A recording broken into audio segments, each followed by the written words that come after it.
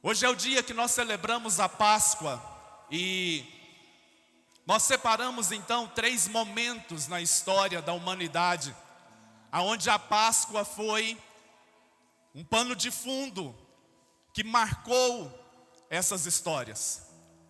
Nós queremos então falar sobre esses 3 momentos. O primeiro deles é quando verdadeiramente a Páscoa foi instituída, que foi quando Deus estava trazendo o povo dele para sair do Egito e entrar numa terra prometida. E então é quando ele estabelece a Páscoa.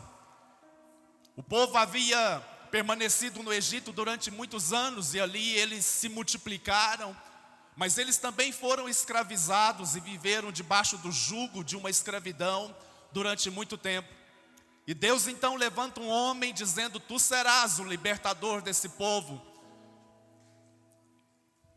E Faraó então resiste e cria toda uma situação para que o povo não saísse do Egito. Deus então, ele cria toda uma situação para que o povo fosse liberto do Egito. E eu quero então nesta manhã falar desses 3 momentos. O primeiro é esse. O segundo momento que nós iremos falar é quando o povo de fato entra em Canaã. E durante muito tempo eles provaram da fidelidade de Deus comendo do maná. Mas houve um momento em que o maná cessa. Eles então celebram a Páscoa e eles passam a experimentar das novidades da terra de Canaã.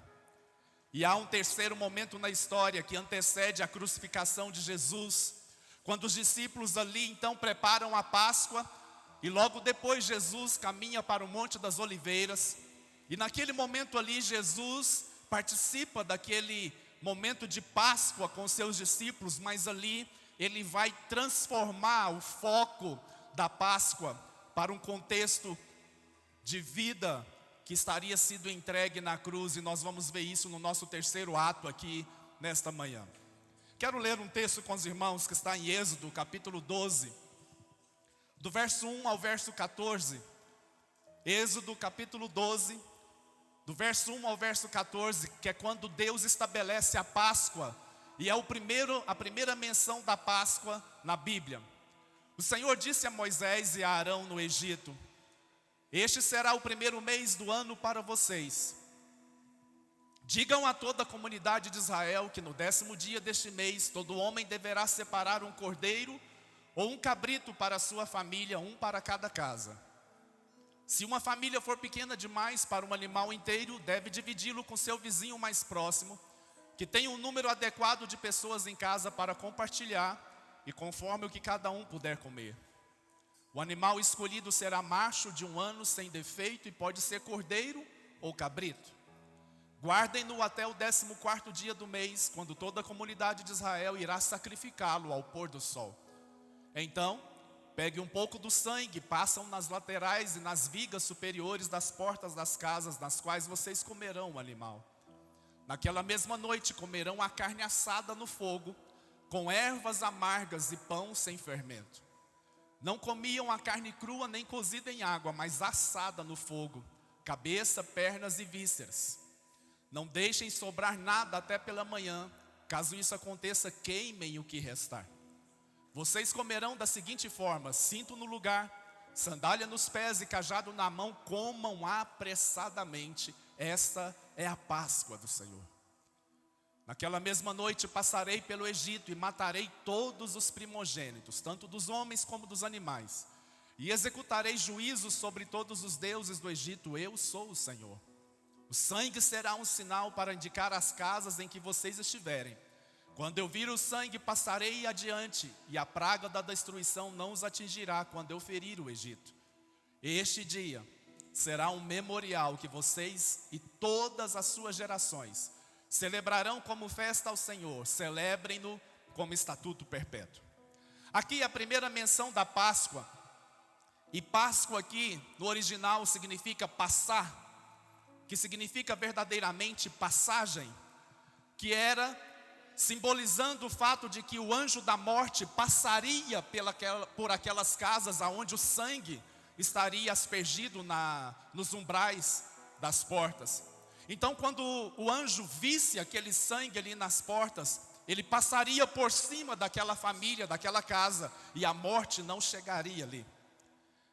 Sabe, irmãos, a primeira coisa que nós precisamos entender que a Páscoa precisa representar para nós, é que ela vai nos trazer a certeza de que nós estamos aqui também de passagem, e de que estamos aqui porque temos um propósito que foi estabelecido por Cristo, aonde Ele derramou a sua vida por nós, e Ele se entregou por cada um de nós para dizer para mim e para você: olha, eu também posso te livrar do Egito, eu também posso te livrar do mundo, e eu também posso dar a você a certeza de que uma nova vida lhe é possível. Então, isso tem que representar para nós dois aspectos muito importantes. Primeiro, é o livramento da morte. Diga: livramento da morte. Mas também é a libertação do Egito. A cruz para nós tem que significar o livramento de uma morte eterna, separada de Deus, aonde seríamos completamente distantes do Deus que nos criou. Mas a Bíblia, através dessa simbologia da Páscoa, ela também nos remete a uma certeza de que Ele nos liberta do Egito. Ele nos liberta dos prazeres do mundo, e Ele nos faz ver a Cristo por uma perspectiva de uma nova vida que nos é oferecida. E aí, nesta manhã, eu quero dizer para você que Páscoa também é dia de esperança. Páscoa é também um dia de você olhar para Ele e poder dizer: há esperança para o meu futuro. Você pode dizer amém por isso? Você pode virar para a pessoa que está do seu lado e dizer para ela: há esperança para o teu futuro. Páscoa é sobre fidelidade, Páscoa é sobre esperança, Páscoa é sobre vida. Ele foi fiel até a morte, morte de cruz. Ele foi fiel até a morte, morte de cruz. Ele cumpriu o seu propósito. Você pode dizer amém por isso? Jesus não é uma pessoa que veio aqui e estava no lugar errado, na hora errada. Jesus, ele veio para cumprir um propósito. Ele nasceu aqui com um propósito, e o propósito dele era um dia morrer na cruz por mim e por você. Não pense você que Jesus estava ali passando pelos caminhos ali daquele povo judeu, e num determinado momento olharam para ele e acharam que ele seria a pessoa ideal para morrer. Não. Jesus não foi alguém que foi criado e num determinado momento da sua vida ele despertou para uma revolução que ele poderia criar na humanidade. Por isso ele foi morto, porque ele foi alguém levantado para causar aquela revolução. Não, ele veio para cumprir um propósito de morrer na cruz por mim e por você. Você pode colocar a mão no seu coração e dizer: foi por mim. Você pode dizer: foi por mim. Quando lá atrás nós vemos então a primeira Páscoa sendo estabelecida, isso já nos apontava quando aquele cordeiro foi morto ali, sacrificado, e ele deveria então ser assado. Aquele cordeiro já apontava para Jesus, ele já apontava para o sacrifício de Jesus por mim e por você. No final desse culto nós teremos um momento de ceia, aonde nós preparamos um cordeiro. E eu preparei um cordeiro que ele foi assado com um mix de ervas, não as ervas amargas que senão poderia assustar muita gente aqui, não ia querer nem provar. Eu dei uma provadinha no que eu fiz, porque teve uma outra pessoa que fez um também. O meu eu sei que ficou muito saboroso, ficou muito gostoso, eu acho que você vai gostar disso. Mas eu quero que você entenda que foi por mim e foi por você. Você pode colocar a mão no seu coração aí e dizer: Senhor, foi por mim. Eu não merecia, mas foi por mim. Foi por mim, ó Deus. Você pode agradecer a Ele nesse momento? Você pode dizer obrigado pelo amor do Senhor que foi manifesto na cruz por mim?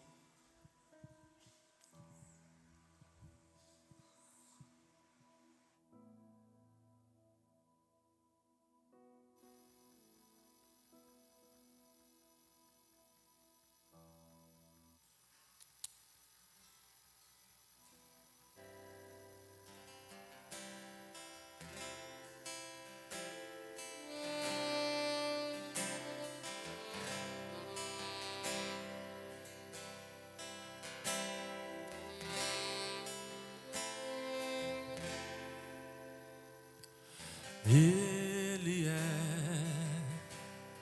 a imagem do Deus invisível.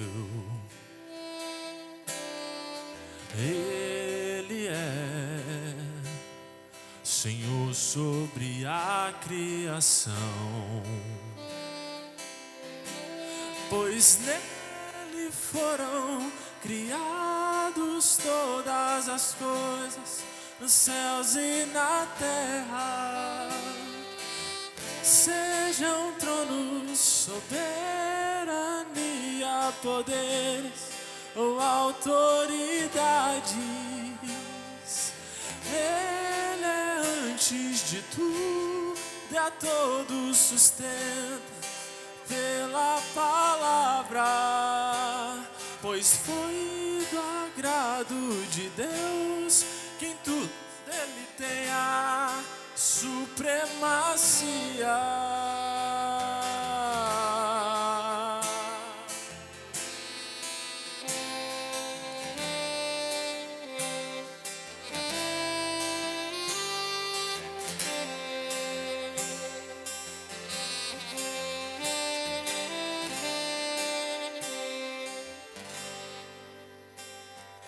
Ele é o resplendor da glória do Pai.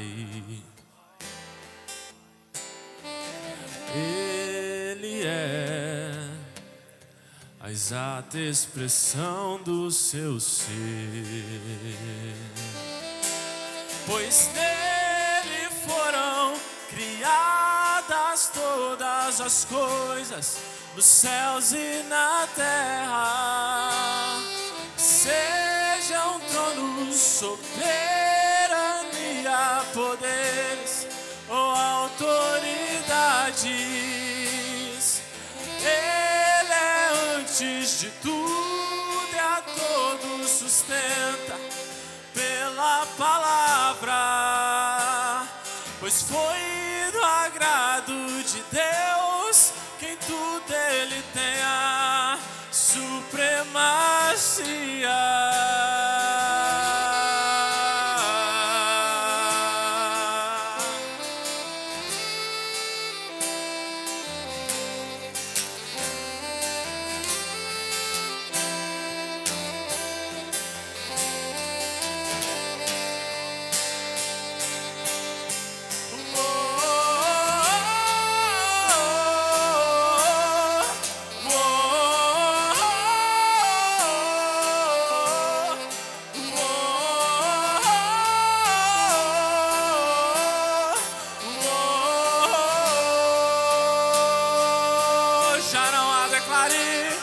Já não há mais nada que Ele não pertença. Em tudo existe graça. Cantemos sim. Já não há mais nada, a Ele não pertença. Em tudo existe graça. Cantemos sim. Pela última vez, igreja, declare já. Já não há mais nada que a Ele não pertença. Em tudo existe graça. Cantemos sim.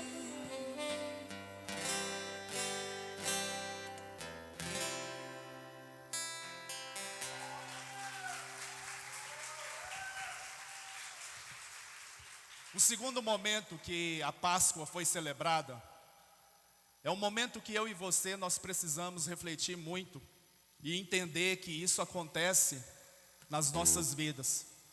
Um momento onde Deus estava mudando ciclos e estações na vida de um povo. Era um momento onde Deus estava estabelecendo um novo tempo para um povo. Josué capítulo 5, do verso 10 até o verso 12, nos diz isso. Na tarde do 14º dia do mês, Enquanto estavam acampados em Gilgal, os israelitas celebraram a Páscoa. Diga assim comigo: celebraram a Páscoa. No dia seguinte ao da Páscoa, eles comeram pães sem fermento e grãos de trigo tostados, produtos daquela terra. Um dia depois de comerem do produto da terra, o maná cessou. Já não havia maná para os israelitas, e naquele mesmo ano comeram do fruto da terra de Canaã. Tem uma versão que diz que naquele mesmo ano comeram das novidades da terra de Canaã. Mas deixa eu te explicar uma coisa. Talvez você lê esse texto e ache muito normal, ache um fato que não tem tanta relevância assim. Você sabe o que é você acordar por 40 anos da sua vida e todos os dias de manhã, ao acordar durante aqueles 40 anos, você se deparar com uma provisão que sobrenaturalmente aparecia ali sem nenhuma explicação? Mudar tempo, mudar de estação não é algo tão fácil para nós. Entrar no novo tempo, entrar numa nova estação não é algo tão fácil. Principalmente quando nós passamos 40 anos da nossa vida vivendo a mesma coisa todos os dias. A Bíblia fala de uma provisão de Deus e de uma fidelidade de Deus tão extrema sobre aquele povo, que a Bíblia diz que nem as sandálias dos pés foram desgastadas. Eu fico imaginando a loucura das mulheres naquela época. Não poder ir no shopping durante 40 anos e comprar uma sandália nova. Imagina, Kate, logo você que gosta de usar umas sandálias tão bonitas, né? Já imaginou 40 anos sem poder ir no shopping? A Bíblia fala que durante 40 anos as roupas deles não se desgastaram. Imagine o que é você, durante 40 anos, dia após dia, usar a mesma roupa e perceber que ela não se desgastava. Por um lado, no nosso contexto pós-moderno hoje, isso parece fora da nossa caixinha. Mas para aquele povo era a prova de uma fidelidade de um Deus que não se ausentou deles quando fez uma promessa. Eu quero te dizer que Páscoa é também um tempo de mudança de ciclo na sua vida. Oxalá podermos acreditar que hoje é o dia que Deus está encerrando o tempo de escassez na sua vida. É o dia que Deus está estabelecendo para colocar fim em um tempo de dor, de tristeza, em um tempo de angústia, em um tempo de grande tormento que você está passando, e dizer para você: acredite, um novo tempo está chegando. Acredite, uma nova estação está chegando. Acredite, eu tenho um novo ciclo para você. Entre nele e experimente das novidades da terra de Canaã. Você pode dizer amém? Amém. Irmãos, por mais que Páscoa envolva morte, por mais que Páscoa envolva sacrifício, por mais que Páscoa envolva cruz, hoje é um dia de muita alegria. Hoje é um dia de renovação, hoje é um dia de esperança para nós. É um dia de olharmos para Deus e acreditarmos: Ele é a esperança do nosso futuro. Ele é a razão da nossa fé. Ele é o motivo do nosso louvor. É por Ele, por meio dEle, para Ele todas as coisas, inclusive o fato de estarmos aqui nesta manhã celebrando ao grande Rei. Você pode dizer amém por isso? Você pode fechar os seus olhos por um momento e talvez perceber que você esteja passando por um momento de dor, de tristeza, de angústia. Talvez você esteja vivendo dias, talvez você esteja vivendo uma fase da sua vida que você gostaria logo de virar a página e você gostaria de experimentar algo novo. Será que você pode deixar o seu coração nessa hora se encher dessa certeza, dessa fé, dessa esperança e dizer: um novo dia está chegando. Um novo dia está chegando. Uma nova estação está apontando. Uma nova fase Deus está me levando. Páscoa é esperança. Aquele que já deu a própria vida, Ele pode fazer qualquer coisa por mim e por você. Você pode dizer amém por isso?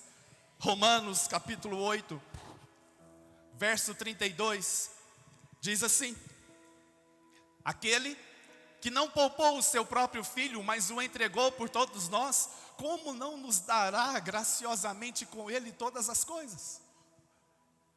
Aquele que já entregou o seu filho, ele vai nos dar qualquer outra coisa que nós necessitemos. Você pode virar para a pessoa que está do seu lado e dizer para ela: não se preocupe. Não se preocupe. Ele pode te dar qualquer coisa. Ele pode fazer qualquer coisa por você. Ele pode levar você a acreditar novamente na esperança de uma promessa que pode se cumprir. Ele pode levar você a acreditar em novos sonhos. Ele pode fazer você acreditar que algo novo pode sim acontecer. Ele pode levar você a acreditar que há esperança para o seu futuro. Há esperança para você, meu querido irmão e irmã. Há esperança de um dia glorioso na presença de Deus. E quando olhamos então para a entrada daquele povo na terra prometida, sabe o que eles experimentaram? Uma nova forma de ver a fidelidade de Deus se manifestando. Eles olharam então para aquele momento e eles tiveram que deixar o maná para trás. Há momentos na nossa vida que nós precisamos deixar o que está acontecendo para trás. E nós precisamos olhar para o futuro e dizer: eu preciso mudar a minha maneira de ver a fidelidade de Deus se manifestando. E a forma que Deus iria se manifestar sobre eles agora era eles experimentarem da novidade da terra de Canaã. Eles poderem olhar que ao plantar, tudo daria. E a Bíblia então nos conta que quando os espias foram enviados para espiar aquela terra que fora prometido para eles, 12 espias então foram ali espiar a terra. E deixa eu te dizer algo, não era qualquer terra. A Bíblia fala de uma terra que manava leite e mel, mas era também uma terra muito especial, que dizia o seguinte: olha, aqui em se plantando tudo dá. Você pode dizer isso? Aqui, em se plantando, tudo dá. Sabe o que é isso? Deus estava ensinando eles agora a exercer a fé por uma nova perspectiva. Durante 40 anos eles tiveram que ter fé para acordar, olhar para o céu e saber que o maná havia caído do céu. Mas agora, a fé deles precisaria estar num Deus que faria fazer a semente brotar. Num Deus que faria a semente produzir vida. E eles então talvez tiveram que mudar o foco do seu olhar. Eles tiveram que parar de olhar para o céu e enxergar o maná caindo. E eles talvez agora precisaram ter que olhar para o fruto de suas mãos, para o trabalho de suas mãos e acreditarem: vai dar certo, vai produzir frutos, a terra vai brotar, e algo vai brotar dessa terra, e será uma novidade da terra de Canaã. Eu comerei das novidades da terra de Canaã. Você pode dizer amém por isso? Hoje talvez Deus está dizendo para mim e para você: eu quero ressuscitar os seus sonhos. Eu quero fazer você voltar a acreditar que é possível sonhar, é possível acreditar numa nova perspectiva de vida. É possível acreditar que eu tenho uma nova estação para você. Você pode ficar de pé no seu lugar, por favor? Você pode dar a mão para um querido irmão ou irmã que está aí do seu lado, e você pode dizer: olha, eu quero profetizar na sua vida, uma nova estação está chegando, um novo tempo está chegando, uma nova estação está chegando para você. Deus está te colocando em um novo tempo nesta manhã. Você crê nisso? Você pode levantar as suas mãos então e dizer: Senhor, eu creio que um novo tempo está chegando para mim. Eu acredito, Senhor, que uma nova estação está vindo para mim. E eu nesta manhã quero apresentar sonhos, planos, quero apresentar a minha vida. E eu quero dizer para o Senhor, apesar de tudo, o que tem me acontecido nesses últimos dias, nesses últimos meses, talvez nesses últimos anos, eu decido olhar para o Senhor e acreditar: chegou um novo tempo, chegou uma nova estação, é tempo de primavera, é tempo de uma colheita na minha vida, aonde eu vou experimentar das novidades da terra de Canaã. Você pode dizer amém? Sente-se no seu lugar e continue com seus olhos fechados e diga assim: eu quero experimentar dessa nova estação. Eu quero viver esse novo tempo na presença de Deus. Eu quero conhecer a fidelidade de Deus sobre a minha vida, em nome de Jesus.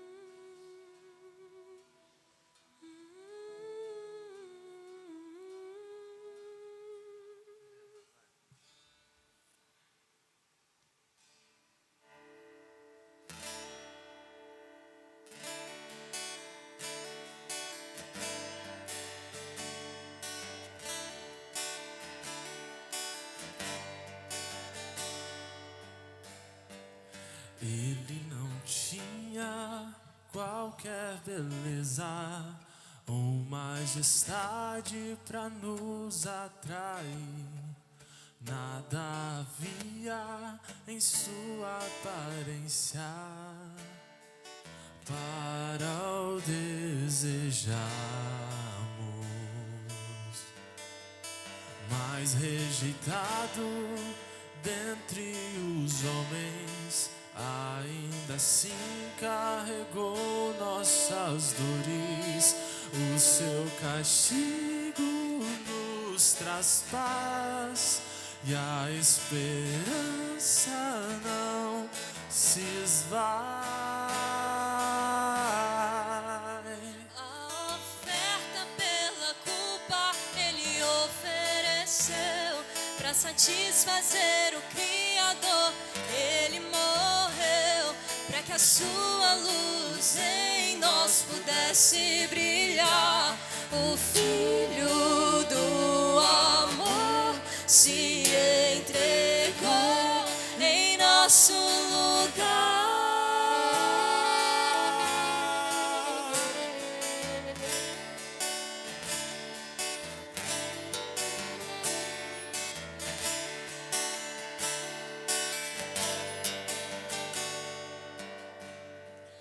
Mas rejeitado dentre os homens, ainda assim carregou nossas dores.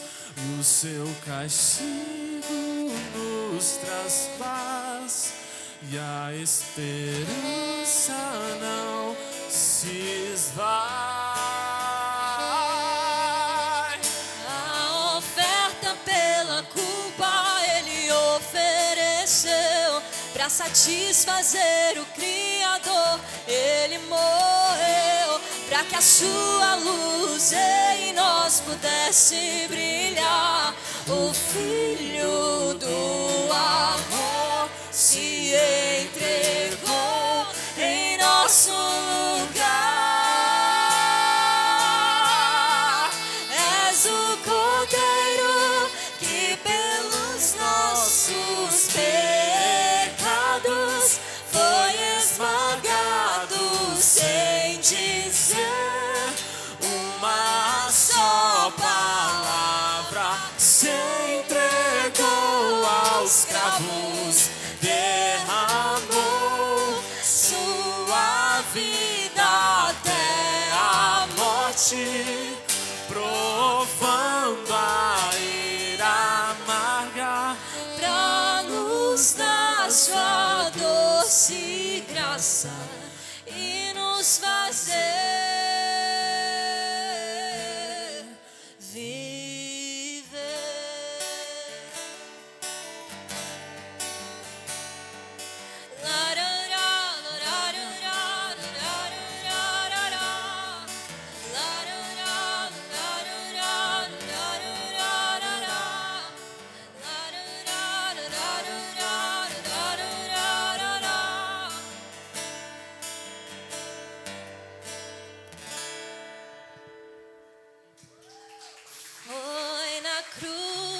Foi na cruz, onde um dia eu vi meus pecados castigados em Jesus.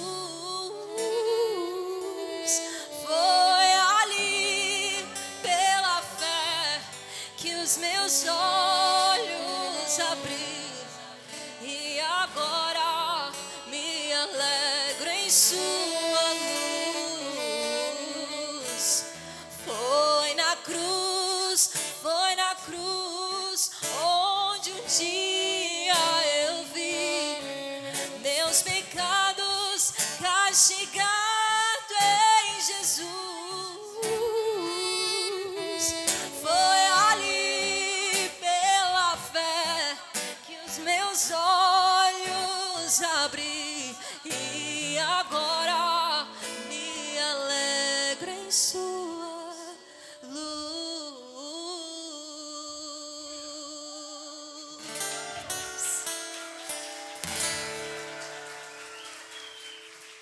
Você pode ficar de pé e cantar juntos aqui essa última parte, dizendo: foi na cruz, onde um dia eu vi os meus pecados. Foi na cruz, onde um dia eu vi meus pecados castigados em Jesus. Foi ali, pela fé, que os meus olhos abri, e agora me alegro em sua luz. Foi na cruz, Foi na cruz, onde um dia meus pecados castigados em Jesus. Foi ali, pela fé, que os meus olhos abri, e agora me alegro em sua luz. Foi na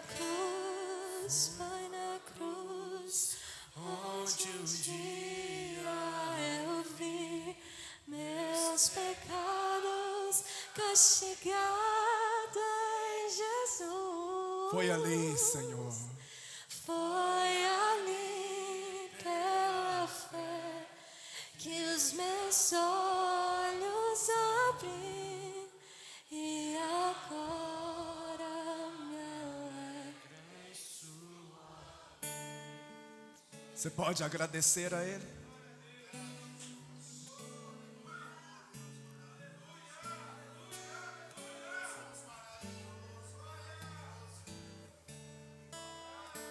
Obrigado, Jesus. Obrigado, Senhor. Obrigado, Pai, porque foi ali na cruz que eu me identifiquei com alguém que morreu por mim, Pai. Foi ali que eu vi os meus pecados castigados em Jesus. E agora eu me alegro, Pai.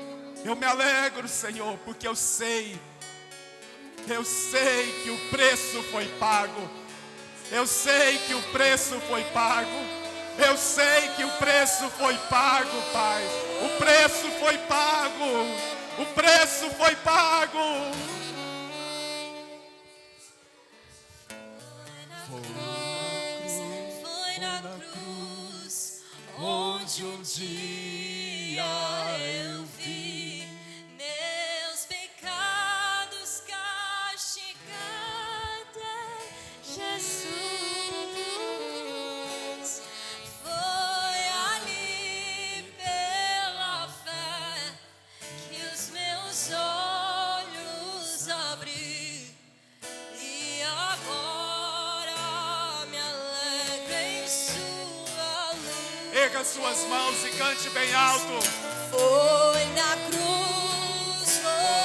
cruz, onde um dia eu vi meus pecados castigados em Jesus. Foi ali pela fé que os meus olhos abri, e agora me alegro em sua luz. Foi ali pela fé que os meus olhos abri, e agora me alegro em sua luz. Obrigado, Jesus. Obrigado pela cruz. E ali naquela cruz o Senhor levou todos os nossos pecados. E hoje nós conseguimos ver os nossos pecados castigados em Jesus. Podem se sentar. O terceiro momento que antecede a um momento histórico da humanidade, ele foi tão marcante, não somente para o povo. Os outros dois momentos que vimos foram momentos marcantes para um povo que conhecia a história, que conhecia o que Jesus havia feito, que conhecia as promessas de Deus para eles. Mas esse terceiro momento da história, aonde a Páscoa também é colocada como um pano de fundo, é um momento que divide a história, divide todos os povos, não somente a um povo, mas todos os povos. E a história então reconhece que Jesus foi tão, mas tão significante, que a história então é dividida em antes de Cristo e depois de Cristo. Ele foi tão significante que ele mudou a história, não somente de um povo, mas de todos os povos. E em qualquer livro de história hoje, nas nossas escolas seculares, é ensinado então o AC e o DC, o antes de Cristo e o depois de Cristo. Ele entrou no cenário da humanidade para dizer para você: você não é a mesma pessoa depois que tem um encontro comigo. Você não é mais o mesmo depois que me conhece. Você não é mais a mesma pessoa depois que se encontra comigo. E houve um momento então, também um momento de Páscoa, aonde agora os discípulos que caminhavam com Jesus vão preparar a Páscoa. Mas Jesus agora vai, como diria os jovens de hoje, vai pirar o cabeção dos discípulos. Jesus vai colocar uma crise neles tão grande, que eu gostaria de estar naquele momento para ver o rosto de Pedro, o rosto de João, de Mateus, de Lucas, e olhar para eles e entender o que talvez estava passando na cabeça deles naquele momento que Jesus celebra a última Páscoa. Mateus capítulo 26, do verso 17 ao verso 19, diz assim: no primeiro dia da festa dos pães sem fermento, os discípulos dirigiram-se a Jesus e lhe perguntaram o seguinte: onde queres que preparemos a refeição da Páscoa para comeres? E ele respondeu: entrem na cidade, procurem certo homem e digam-lhe: o mestre diz, o meu tempo está próximo, vou celebrar a Páscoa com os meus discípulos na sua casa. Os discípulos fizeram como Jesus os havia instruído e prepararam a Páscoa. Qual seja, até aqui, qual seja essa preparação? Como eles aprenderam desde lá da época do Egito, um cordeiro deveria ser imolado. E ele deveria então ser assado e colocado na mesa junto com pães sem fermentos e ervas amargas. Correto? Essa era a preparação da Páscoa. Mas Jesus então agora ele vai trazer uma substituição da Páscoa pela ceia. Até então, nada dessa magnitude havia sido oferecida aos discípulos. E no verso 26 do mesmo capítulo de Mateus 26, agora o versículo 26 até o verso 30 diz assim: enquanto comiam, Jesus pegou o pão e deu graças, e partiu e o deu aos discípulos dizendo: peguem e comam, isto é o meu corpo. Em seguida pegou o cálice, que não havia, porque naquela época da Páscoa lá, o cálice não havia, porque o sangue era derramado nas portas, era passado nas portas. Agora Jesus pega então um cálice e diz, e dando graças ele oferece aos discípulos dizendo: bebam dele todos vocês, isto é o meu sangue da aliança, que é derramado em favor de muitos para perdão de pecados. E eu lhes digo que de agora em diante, diga, de agora em diante, não beberei deste fruto da videira, até aquele dia em que beberei o vinho novo com vocês no reino do meu Pai. Irmãos, nós não somos judeus, historicamente falando, no sentido de receber uma cultura que eles receberam. Quando Jesus vira para os discípulos e fala: beba, isto é o meu sangue, aquilo pirava a cabeça deles. Sabe por quê? Se tem uma coisa que o judeu foi ensinado desde pequeno, é que nunca se deveria comer nada que tivesse sangue, porque o sangue representava vida. Então, não havia no contexto da cultura judaica a prática de se comer nada que tivesse sangue. E Jesus agora, ele entra em cena dizendo: olha, a partir de agora em diante, vocês não vão celebrar mais a Páscoa do jeito que vocês celebravam. A partir de agora vocês vão celebrar a Páscoa como uma ceia, aonde vocês vão ter que beber do meu sangue. Era um ato profético que ele estava fazendo, dizendo para os discípulos o seguinte: eu estou mudando a vida de vocês só a partir do momento que vocês entenderem que o sangue que foi derramado na cruz, ele tem o poder de trazer vida sobre vocês. E nós fizemos então isso daqui para ilustrar que a cruz é para todos, sim, mas a crucificação é só para aqueles que decidem colocar a sua digital aqui nela. É só para aqueles que decidem entender que um dia alguém morreu na cruz no meu lugar, mas há uma atitude que parte de mim dizendo: eu decido ser crucificado nessa cruz. Eu decido então aceitar esse sacrifício de Jesus, me entregando para morrer nessa cruz. Ela é para todos, inclusive aqueles que talvez nunca nem ouviram falar dessa história. Mas ela só é experimentada por aqueles que decidem ir até ela e se permitirem serem transformados pelo poder da cruz. Então, Jesus ele estabelece que Páscoa é vida. Diga: Páscoa é vida. Fale para a pessoa que está do seu lado, fala: Páscoa é vida. Ele venceu a morte, a Bíblia fala: ó morte, onde está, ó morte, o teu aguilhão? Vencida foi a morte. Jesus venceu a morte quando ele ressuscita dos mortos.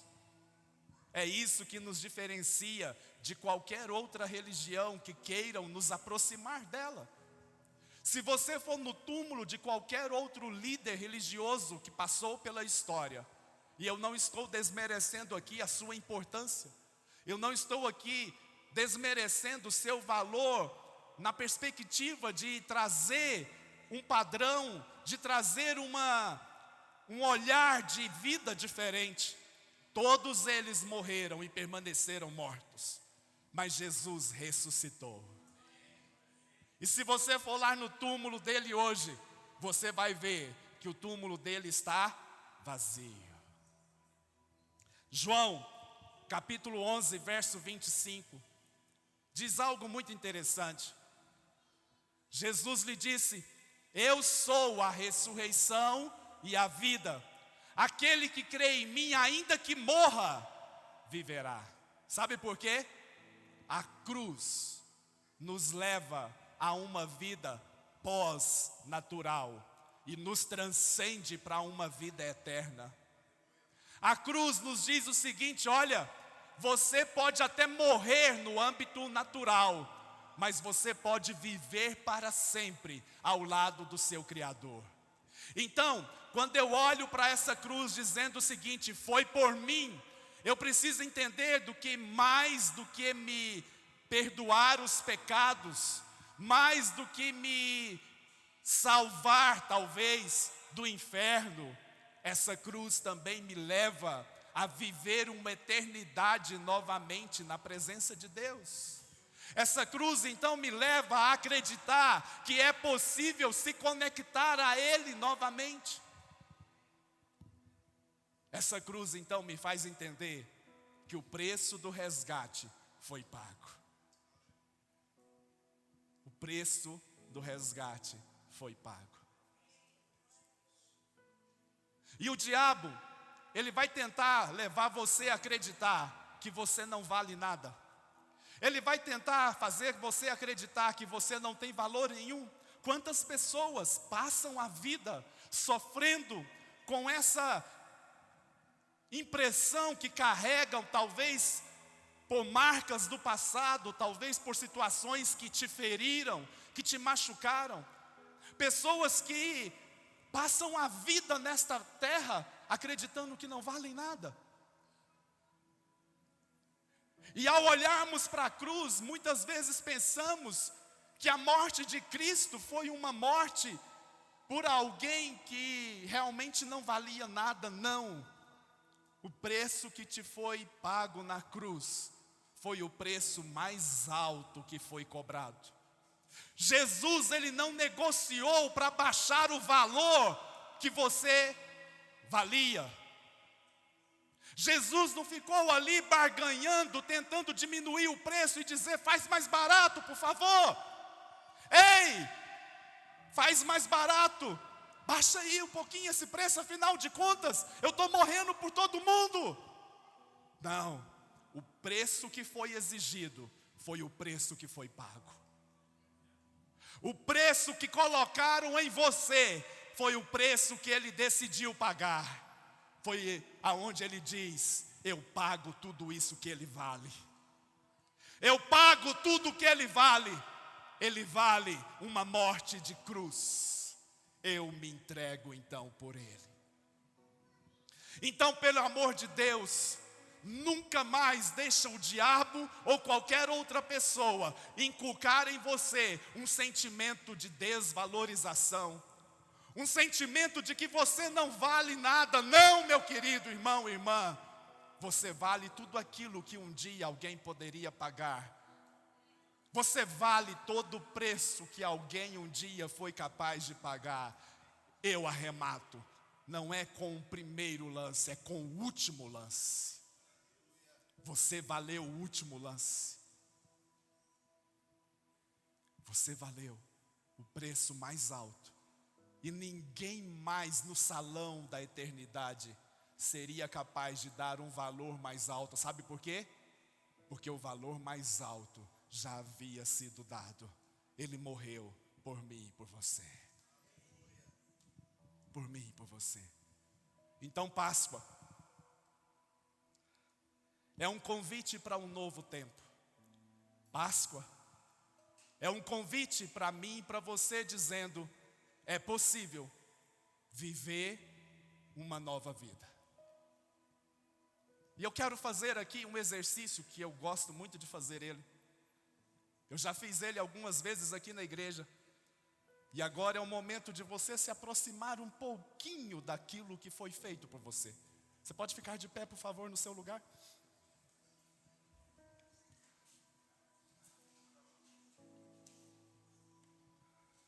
Vire para o seu irmão e fala assim: se prepare. É hora de ir para a cruz.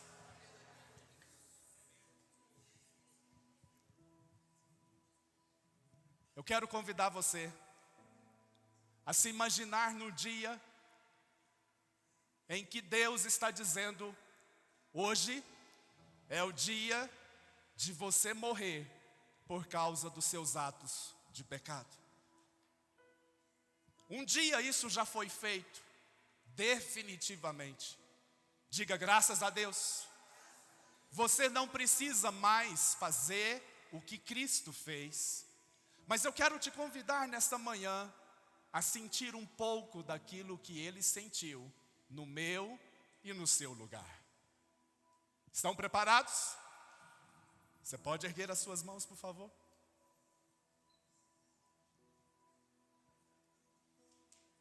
Você vai olhar para essa cruz e você vai entender que os seus braços não podem ficar assim. Seus braços não podem ficar assim. Seus braços têm que ficar muito esticados. Imagine você aqui, ó, sendo crucificado. Segura o tranco aí.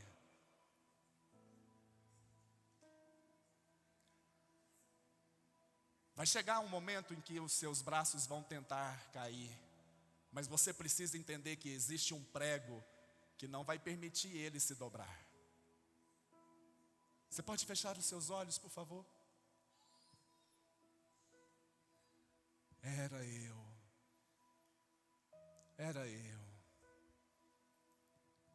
Eu fui condenado. Era eu. É possível colocar essa música no fundo? Não precisa ser o louvor, não. Pode ser só som mecânico mesmo. E eu queria que você entendesse que antes da ressurreição tem o Calvário. Antes da ressurreição tem o Calvário. Você pode fechar os seus olhos e imaginar que era você ali naquela cruz.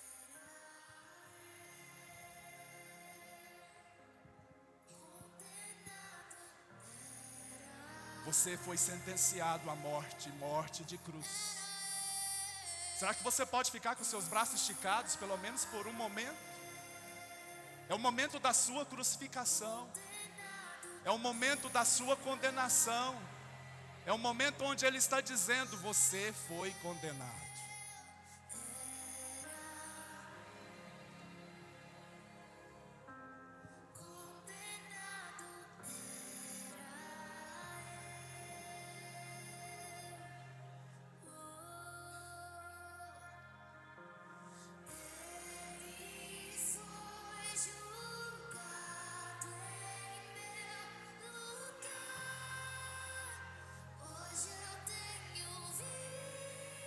Talvez os seus braços já estão doendo. Existe uma grande vontade de você talvez dobrar os seus braços. Será que você pode agradecer a Ele por ter morrido no seu lugar e dizer: Senhor, muito obrigado. Porque se eu não sou capaz nem de suportar essa dor tão pequena que eu estou sentindo agora, aonde os meus braços estão pesados, aonde eu estou sentindo talvez uma fadiga já, e os músculos dos meus braços já estão doendo, Pai. O Senhor suportou até o fim, o Senhor não desistiu. O Senhor não desistiu. O Senhor não abandonou a cruz que era a minha cruz. Diga: hoje eu tenho vida. Hoje eu tenho vida. Hoje eu tenho vida. Está doendo aí o seu braço?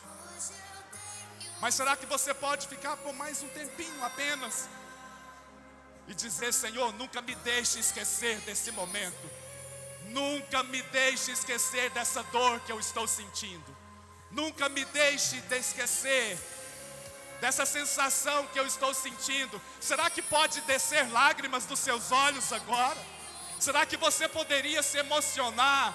Não porque tem alguém te conduzindo a isso, não. Será que você poderia se emocionar nesta manhã e dizer: Deus, obrigado pela cruz que me salvou. Obrigado pela cruz que me trouxe vida. E hoje eu tenho vida. E hoje eu tenho vida.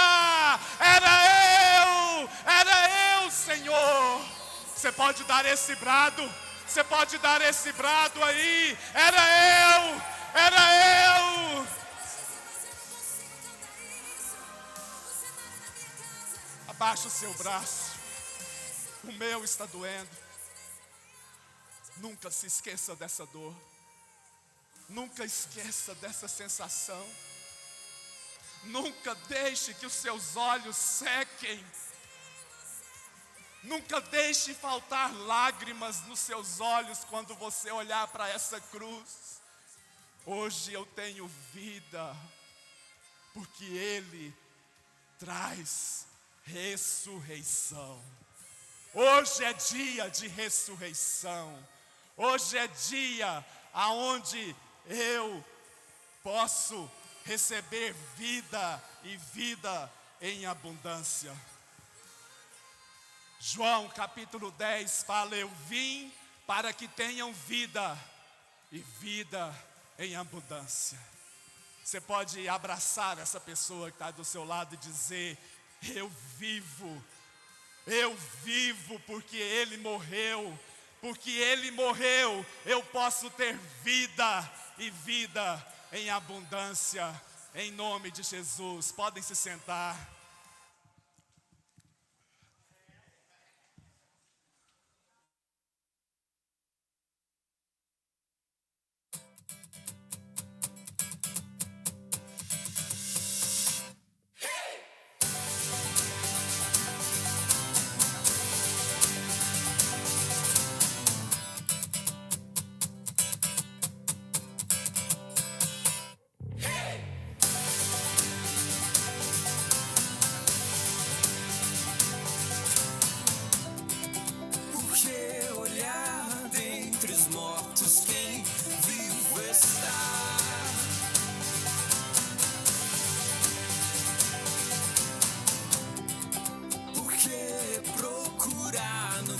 Já foi aquele que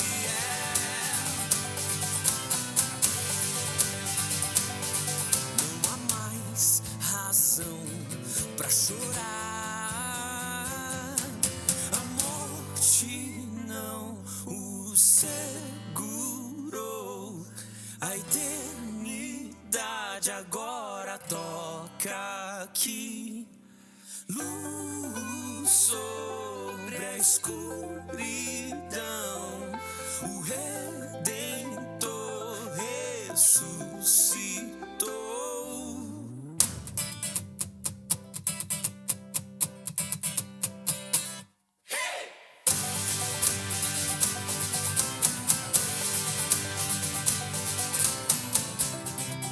Por que olhar dentre os mortos quem vivo está?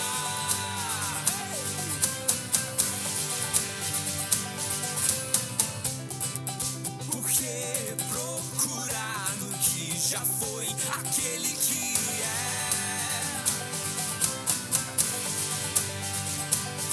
não há mais razão pra chorar. A morte não o segurou. A eternidade agora toca aqui.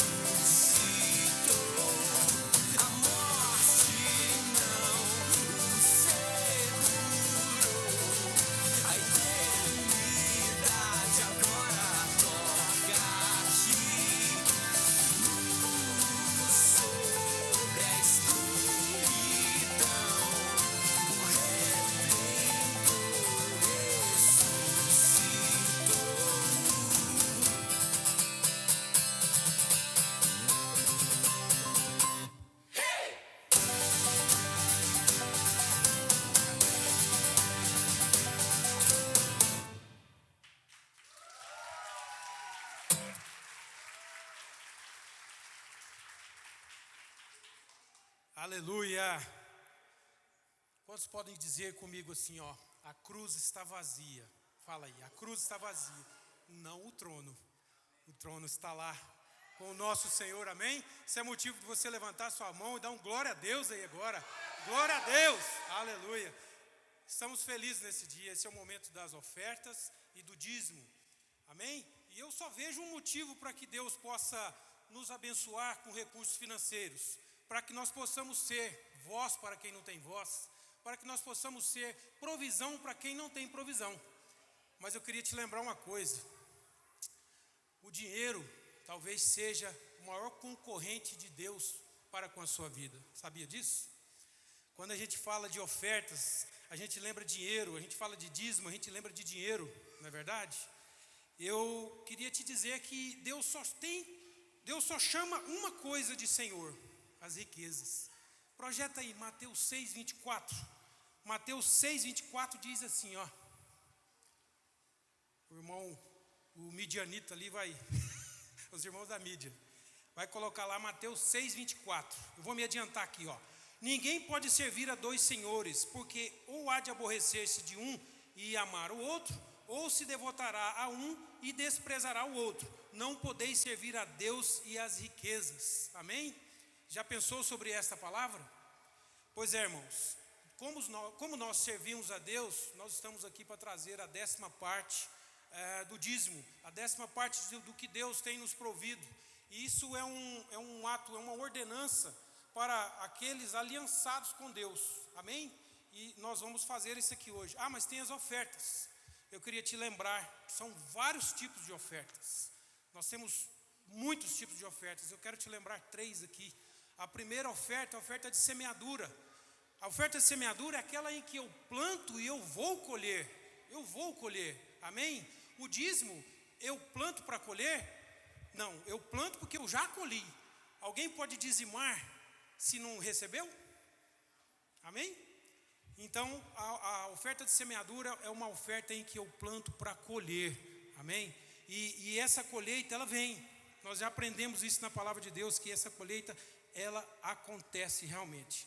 Então, os dízimos, eles nos trazem proteção. Então, se você quiser estar protegido, você dizima.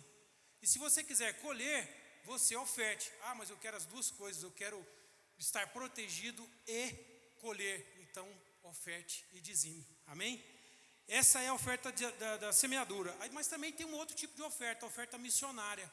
A oferta missionária é aquela que nós abençoamos outras pessoas através de um movimento missionário. Hoje nós temos pessoas aqui do Vida em Movimento, né? Esse aqui é um dos projetos da igreja e que tem resultado.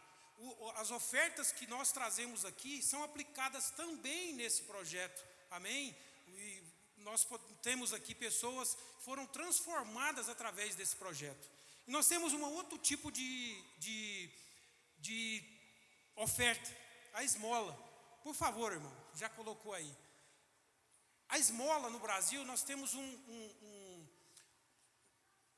pouco deturpado o sentido da esmola. A gente entende como esmola quando você para no sinaleiro e vem alguém e te pede alguma coisa, você dá lá umas moedinhas, um trocadinho, né? R$2, 5, 10, um trocadinho, mas esmola não é isso. Esmola vem da raiz da palavra tzedakah. A raiz dessa palavra é tzedakah, que é a mesma para justiça. Sabia disso? A mesma para justiça. O judeu, quando não tinha nada para comer, ele ia para a rua e ele gritava lá: tzedakah, que quer dizer, façam justiça na minha vida, me dê algo, me dê algo. Esta palavra, tzedakah, buscar em primeiro lugar o reino de Deus e a sua justiça.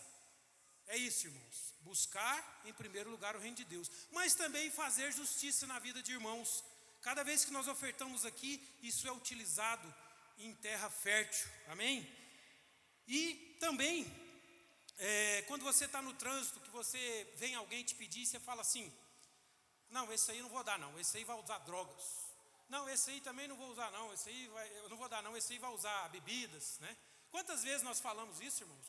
Quantas vezes nós julgamos? Não, esse aí está com aparência de que não precisa, não é verdade? Enquanto que a palavra de Deus, ela diz para eu dar a quem me pede, e não a quem precisa. Coloca aí para mim Mateus 5,42. Olha o que está escrito em Mateus 5,42, irmãos. Mateus 5,42. Diz assim: dá a quem lhe pede e não volte as costas àquele que deseja pedir algo emprestado. Dá a quem te pede, não o que está precisando. Esse aí não está precisando, não vou dar não. Ele está te pedindo. Esteja de coração aberto para você fazer valer isso no reino espiritual, tá? E para finalizar, Êxodo 25, verso 1 e 2. Êxodo 25, verso 1 e 2. Veja lá. O verso 1, o Senhor disse a Moisés. O verso 2, diga aos israelitas que me tragam uma oferta. Receba de todo aquele que estiver disposto a dar de coração. Tem aí uma versão que diz assim, aqui, cujo coração mover para isso. Isso nos faz lembrar do quê? De voluntariedade. Então é o nosso coração que deve ser voluntário para que aconteça isso. E lá no verso 3, Deus escolhe a oferta, sabia? Ele fala a oferta de ouro, de prata, de bronze. Porque Deus sabia das classes sociais daquele lugar. Quem podia dar ouro, trazia ouro. Quem podia trazer prata, trazia prata. Quem podia trazer bronze, trazia bronze. Quem podia matar um boi, trazia um boi. Quem podia matar um cordeiro, trazia o cordeiro. E as famílias que eram menos favorecidas, traziam uma rolinha. E Deus nunca deixou de receber a oferta de ninguém. Então talvez você possa estar aqui hoje imaginando, como eu posso ofertar? A Bíblia diz assim, ofertar conforme Deus coloca no seu coração. Então, voluntariamente, aqueles que têm ouro, dê ouro. Aqueles que têm prata, dê prata. Aqueles que têm bronze, dê bronze. Conforme o que você pode. Amém? Amém? Glória a Deus. Vamos ofertar, vamos trazer nossos dízimos. As salvas estão passando, vão passar aí, tá? E você também pode fazer aqui pelo QR Code, o Pix do QR Code que temos aqui na tela. Amém? Glória a Deus. Oi, gente, eu sou Janaína Andrade, está começando mais um Luz Pocket. E eu já começo dando boas-vindas para você que nos visita pela primeira vez. E nós preparamos uma lembrancinha muito especial para você. Então, no final do culto, eu quero que você vá até aquela sala de vidro que vai ficar à sua esquerda quando você estiver saindo. Não deixe de passar lá. Já que é a sua primeira vez por aqui, eu quero apresentar um pouco mais desse ministério que completa 5 anos neste ano. Nestes 5 anos, Deus tem nos surpreendido com a sua fidelidade e muito amor. Enquanto acontece o nosso culto aqui, a partir das 10 horas, as nossas crianças também têm um culto especial para elas, que é o nosso Ministério Kids Flamboyant. Lá as crianças vão ter esse culto com palavra, louvores, vão ter também um momento de oferta. Então, incentive as suas crianças a participar desse momento. É um culto muito especial, uma linguagem feita para elas. Então, se o seu filho tem de 3 anos e meio até 9 anos, tem um culto especial esperando por ele lá embaixo. Agora, se você tem aí um pré-adolescente, nós também temos um momento especial para eles que vai acontecer depois da oferta, que é os nossos Youngers. E a idade é de 9 anos até 12 anos. Mãe, a senhora está esquecendo os adolescentes. Não esqueci de jeito nenhum. Nós temos também o nosso Velox Spark, que acontece todo primeiro e terceiro sábado do mês, começa às 6 horas da tarde e é para você que tem de 13 a 17 anos. E se você é jovem, assim como eu, tem acima de 17 anos, tem também o nosso Velox, que acontece todas as sextas-feiras às 20h20. E para nós, mulheres, uma vez no mês, ao sábado, acontece uma programação especial que é o Ânima, às 4 horas da tarde. Então, você fique aí ligadinho aos próximos avisos, que em breve a gente avisa qual vai ser o dia. A nossa igreja também tem uma cultura de jejum e oração. E todo mês, na primeira semana, nós nos reunimos aqui às 5 horas da manhã. E o jejum a semana toda. Nós também entendemos que a gente precisa servir a nossa comunidade e por isso nós temos o nosso projeto Vida em Movimento. Nós atendemos mais de 150 crianças e várias atividades: balé, judô, bateria, inglês. Tem também violão. Então, se você tem vontade de participar desse projeto, pode procurar a secretaria aqui da igreja. E todas as quartas-feiras nós temos um estudo bíblico maravilhoso que começa às 8 horas da noite e o bispo tem nos ensinado como é bom caminhar com Jesus. Atualmente nós temos estudado o livro de Romanos e tem sido transformador. Cada aula é uma surpresa maior que a outra. Então, se você tem desejo aí de se aprofundar mais na palavra, nós esperamos vocês toda quarta-feira às 8 horas da noite. Então, esse foi mais um Luz Pocket e eu convido você para estar aqui com a gente no próximo domingo e vai ter uma série nova de palavras, você não pode perder. Quero ler um texto com os irmãos, está no Evangelho de João, capítulo 20. Se possível na NVI, por favor. João, capítulo 20, do verso 1 em diante, diz assim: no primeiro dia da semana, bem cedo, estando ainda escuro, Maria Madalena chegou ao sepulcro e viu que a pedra da entrada havia sido removida. Então, correu ao encontro de Simão Pedro e do outro discípulo a quem Jesus amava e disse: tiraram o Senhor do sepulcro e não sabemos onde o colocaram. Pedro e o outro discípulo saíram e foram para o sepulcro. Os dois corriam, mas o outro discípulo foi mais rápido que Pedro e chegou primeiro ao sepulcro. Abaixou-se para olhar e viu as faixas de linho ali, mas não entrou. A seguir, Simão Pedro, que vinha atrás dele, chegou, entrou no sepulcro e viu as faixas de linho, bem como o pano que estivera sobre a cabeça de Jesus, o qual estava dobrado à parte, separado das faixas de linho. Quero explicar algo para os irmãos aqui. Eu sempre gosto de fazer isso em culto de Páscoa, porque às vezes a gente lê a Bíblia sem entender algumas mensagens que Deus coloca. Ixi, fiz besteira aqui. Alguém me ajude aqui. Pega outro kit para mim, por favor. Nós precisamos entender um código que... Pode jogar fora, por favor, Helena. Joga fora. Um código que Jesus deixa aqui. Essa parte aqui está dizendo que Maria vai e pega o túmulo vazio. Aí João, junto com Pedro, eles então se aproximam do túmulo. E Pedro, ele identifica algo muito particular. Pedro, ele identifica que o lenço que cobria a cabeça de Jesus estava dobrado à parte. Isso nos traz uma mensagem.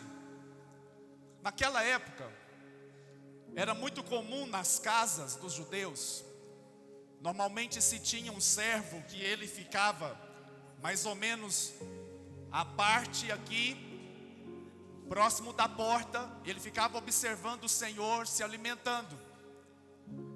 Quando o Senhor se alimentava, o Senhor ia dar 2 sinais para ele. E o servo, ele não perguntava nada, ele olhava para a mesa para saber qual era o sinal que o Senhor estava dando. E esses sinais eram da seguinte forma. Eu vou pegar isso daqui, esse aqui é um trem cheio de flu-flu que mulher gosta. Vamos supor que isso aqui era o guardanapo daquela época. Se o guardanapo fosse jogado em cima do prato ou da mesa, qual era a leitura que aquele servo fazia daquele guardanapo colocado dessa forma? Já terminei. Pode retirar a mesa. Correto? Tudo bem? Mas, se a pessoa que estava se alimentando tivesse o cuidado de pegar aquele guardanapo e dobrar e colocar na mesa, qual era a leitura que aquele servo fazia? Eu vou voltar. O que vemos aqui em João, então, quando Pedro chega ao túmulo, que ele vê então aquele guardanapo, aquele pano que cobria a cabeça de Jesus. Coloca aí de novo, por favor, o Tiago. João capítulo 20, eu não sei se é o 5 ou o 6, aqui, esse, 4. Bem como, não, vai, esse, 7. Bem como o pano que estivera sobre a cabeça de Jesus, o qual estava dobrado à parte. Qual era a mensagem que Jesus estava deixando para quem chegasse no túmulo e visse aquele pano dobrado à parte? O pano que cobria Jesus foi colocado de qualquer forma, mas o pano que estava sobre a cabeça dele foi feito de que forma? Dobrado à parte. Qual é a mensagem que ele deixou? Eu voltarei. Eu voltarei. A mensagem que Jesus deixa para nós sempre que celebramos a Páscoa, que celebramos a ceia, sempre que fazemos isso em memória dele, nós precisamos acreditar, ele voltará. Ele voltará para buscar a mim e a você e nos levar para a nossa verdadeira pátria celestial. Hoje, nós preparamos uma ceia um pouco diferente, e é uma ceia que todos irão participar. Normalmente na nossa ceia, nós convidamos as pessoas que já batizaram, ou nessa igreja, ou em qualquer outra igreja. Mas essa ceia nós queremos desafiar você, a todos que estão aqui, inclusive os nossos visitantes, a participar conosco. Nós vamos servir aqui um pão com uma lasquinha do cordeiro, uvas, e tem o suco que vai ser entregue à parte para você. Porque nós acreditamos que ele é o nosso cordeiro pascal. Ele é aquele que foi imolado para que pudéssemos ter vida, e vida em abundância. Você pode dizer amém por isso? Você pode ficar então de pé no seu lugar, por favor? O pessoal pode distribuir os elementos da ceia, e você vai segurar aí o seu kitzinho.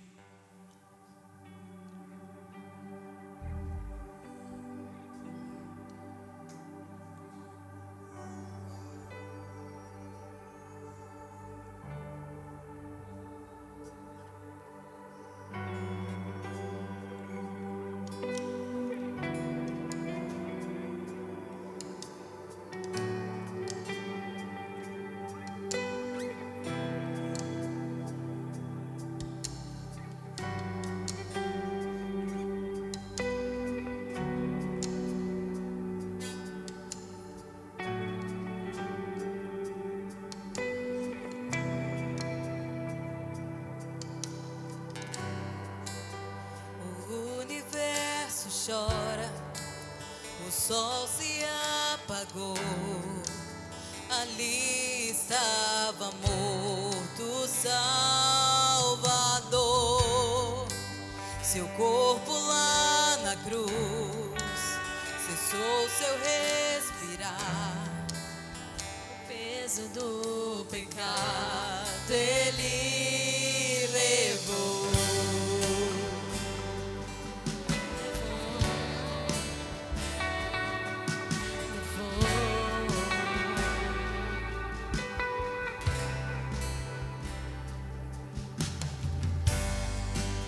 Deus Pai o abandonou, cessou seu respirar, em trevas se encontrou o Filho.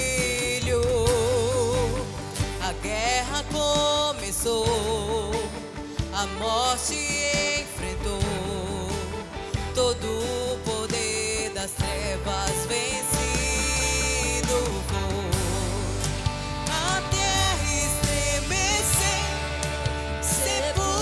Se abriu e nada vencerá seu grande amor. Ó morte, onde estás? O Rei ressuscitou, ele venceu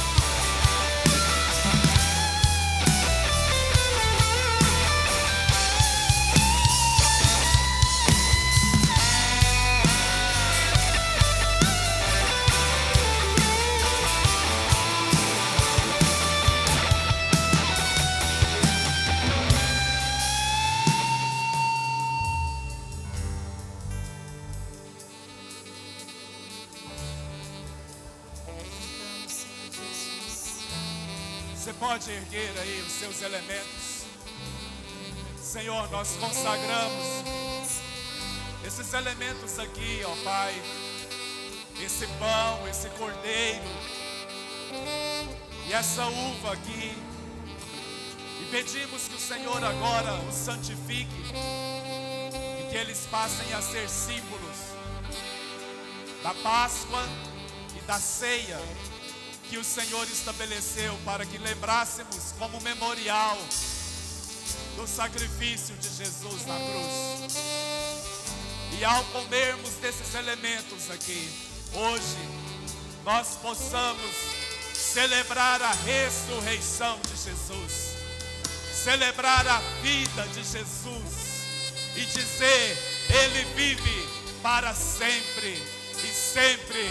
Amém e amém, ó Deus.